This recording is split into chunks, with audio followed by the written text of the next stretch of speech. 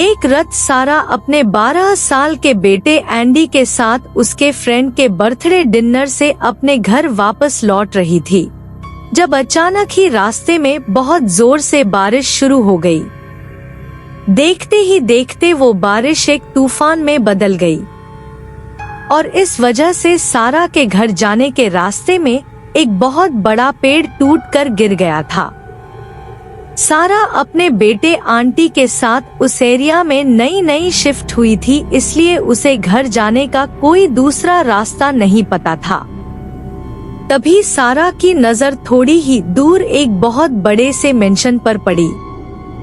उस मेंशन के अंदर लाइट्स जल रही थी, इसलिए सारा को लगा कि शायद उस मेंशन में कोई रहता होगा जो उसकी मदद कर सके।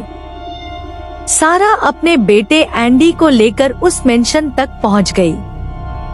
सारा ने उस मेंशन की बेल बहुत बार बजाई मगर किसी ने दरवाजा ही नहीं खोला, लेकिन फिर वो दरवाजा अपने आप खुल गया।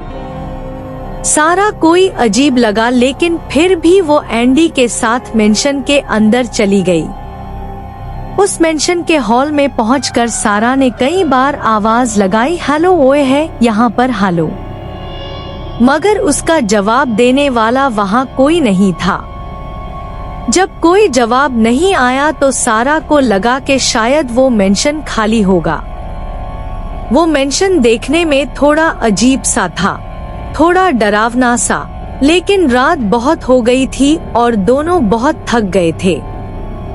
इसलिए सारा ने एंडी को ऊपर वाले बेडरूम में सुला दिया और खुद पानी लेने किचन की तरफ चली गई।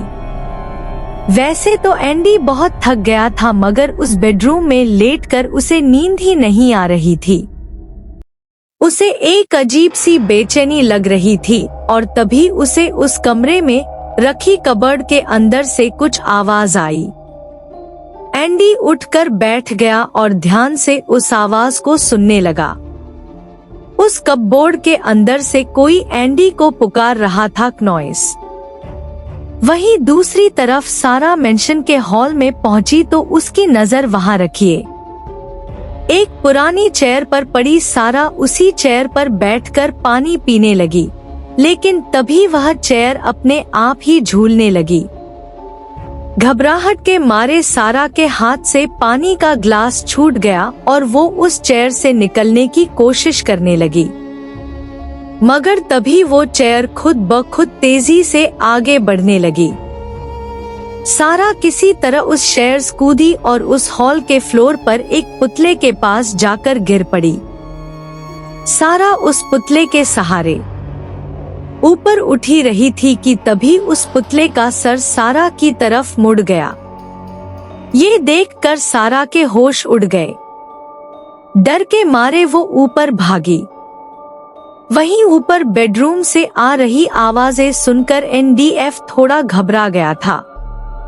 वो धीरे से उठकर उस अलमारी की तरफ जाने लगा, लेकिन उसकी नजर सामने लगे शीशे पर पड़ी। उसे उस शीशे में किसी औरत की परछाई नजर आ रही थी। एंटी ने जब पलटकर पीछे देखा तो वहां कोई नहीं था, मगर जब उसने फिर से शीशे में देखा तो उसका दिल बुरी तरह दहल उठा। उस शीशे में उसे दो चमकती हुई नीली आंखें नजर आ रही थी। वो उसी औरत की परछाई थी जिसने उसे अभी अभी देखा था। एंडी वही खड़ा कांपने लगा कि तभी वो औरत बहुत जोर से चिल्लाई और उसने एंडी की तरफ एक बहुत बड़ा चाकू फेंका। एंडी खुद को बचाने के लिए नीचे जमीन पर गिर पड़ा और उस चाकू की वजह से सामने लगा शीशा पूरी तरह टूट गया।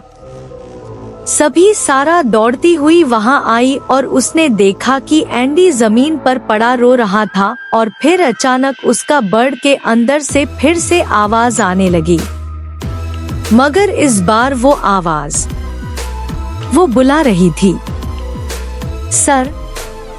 सारा को भी अब बहुत ज्यादा डर लगने लगा था।